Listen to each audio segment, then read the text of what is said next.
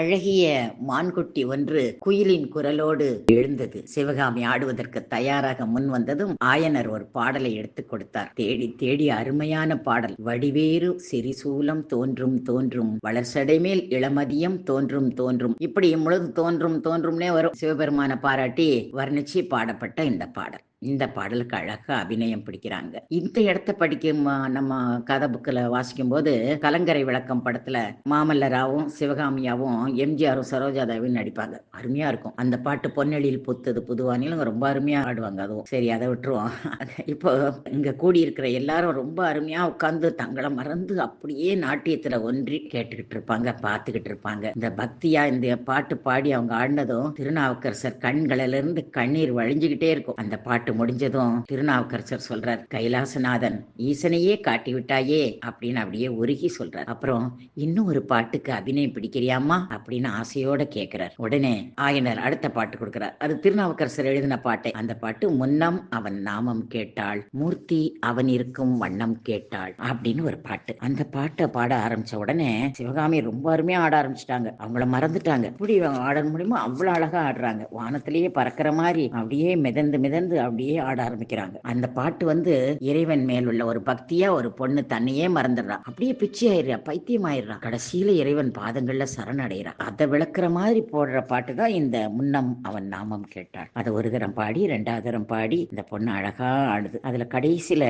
தலைப்பட்டாள் நங்கை தலைவன் தாளே அப்படின்னு முடியும். இறைவன் காலடியில விழுந்து வணங்கிட்டான் முடியும். அதை பாடி கடைசி அவங்க பாடும்போது சிவகாமியர் தன்னை மறந்து அப்படியே உணர்ச்சி வசப்பட்டு அப்படியே வெண்ணில மிதக்கிற மாதிரி அப்படியே ஆடிக்கிட்டே இருக்காங்க. மாமல்லரை நினைச்சிட்டு ஆடுறாங்களோ அப்படின்னு தான் தோணுது நமக்கு. ரொம்ப ஆடி முடிச்சு கடைசியில திரும்பவும் அந்த பாட்டு பாடி தலைப்பட்டாள் நங்கை தலைவன் தாளே அப்படின்னு ஆடி முடிச்சு அப்படியே மயங்கியே விழுந்துட்டாங்க. எல்லாரும் திடுக்குறாங்க. என்ன ஆச்சு என்ன ஆச்சுன்னு. தண்ணி தண்ணின்றாங்க. மாமல்லரை ஓடி வர்றாரு. சிவகாமியா அப்படியே பூ போல தூக்கி அவர் ஆயனரோட மடியில வைக்கிறாரு. உடனே தண்ணியை தெளிக்கிறாங்க, காத்து வீசுறாங்க. திருநாவுக்கரசு எழுந்திருச்சு திருநீர் பூசுறாரு. அப்படியே சிவகாமி மெதுவா கண் திறந்து பாக்குறாங்க. மாமல்லரை நேர பாக்குறாங்க. பார்த்தது என் நாட்டை எப்படி இருக்கு அப்படிங்கிற மாதிரி அவங்க பார்க்க மாமல்லர் ஆஹா அப்படின்னு வர்ணிக்கிறத கண்ணால சொல்ல அருமையா இருக்கு. அப்படி பார்த்துட்டு இருக்கும் போதே மாமல்லருக்கு தேடி அரண்மனையில இருந்து ஆட்க வந்துருவாங்க. உங்களுக்கு தூதர்கள் வந்திருக்காங்க அப்படின்னு. உடனே சுறுசுறுப்பா அவர் பரப்பிட்டு போயிருவாரு. இப்போ ஆயனரும்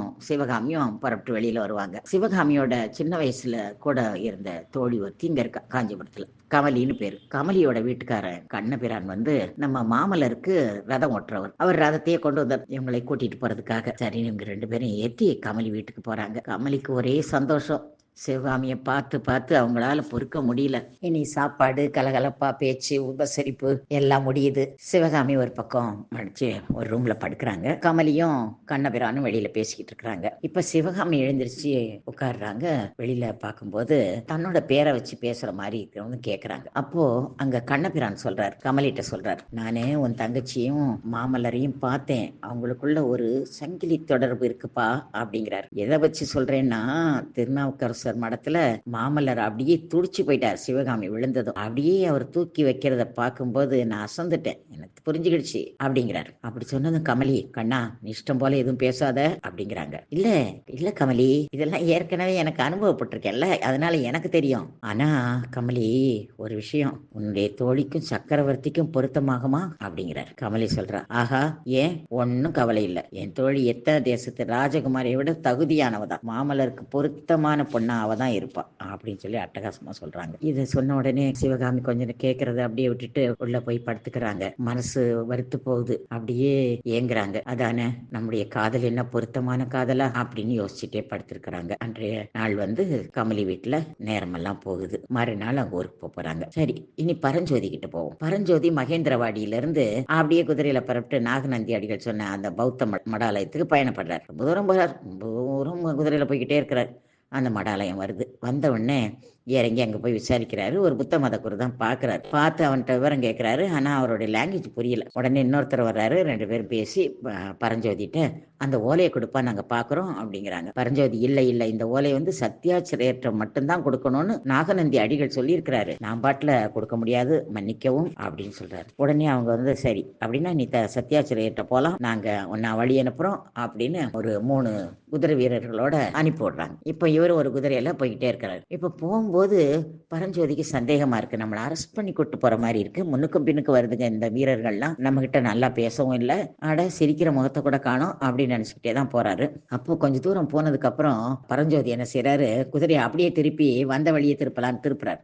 உடனே அவங்க சட்டார்ன்னு ஒரு இது கயிறை போட்டு இறுக்கி இழுத்து இவரை பிடிச்சி கயிறு விட்ட கெட்டி அப்படியே குதிரை மேல சாய்ச்சி வச்சு கெட்டி அப்படியே கடத்தி கூட்டிட்டு போறாங்க. இப்போ நேரா கூட்டிட்டு போனோடனே இவர் நினைக்கிறாரு, ஆஹா இவங்க எங்க கூட்டிட்டு போறாங்க அப்படின்னு அந்த குதிரையில இருந்து அப்படியே பயந்துகிட்டே போறாரு. அங்க ஒரு இடத்துல வந்து நிறைய குதிரை வீரர்கள் என்ன, யானைகள் என்ன, படைகளே அவங்க இருக்குது. படையெல்லாம் அப்படியே பாசறையா இருக்கு, எல்லாம் உட்கார்ந்துருக்காங்க. எல்லாம் வேலைகளை தடபுடலா செஞ்சிட்டு இருக்கிறாங்க. அடடா நம்ம பல்லவ சாம்ராஜ்யத்தோட படை வீரர்கள் இருக்காங்களோ அப்படின்னு இவர் நினைக்கிறார். அப்படி நினைச்சிட்டு பார்க்கும்போது அங்க கொடி வந்து காட்டுப்பன்றியோட உருவமா இருக்கு. காட்டுப்பன்றியோட ஒரு சாளுக்கியர்களாச்சே, ஆஹா சாளுக்கிய அரசர் அங்க இறங்கி இருக்கிறாரு அப்படின்னு ரொம்ப இவர் அசந்து போனார். இவரை பிடிச்சி உடனே இழுத்துட்டு போறாங்க. அவரு யாரு புலிகேசி சக்க உட்கார்ந்து இருக்கிறாரு அங்க.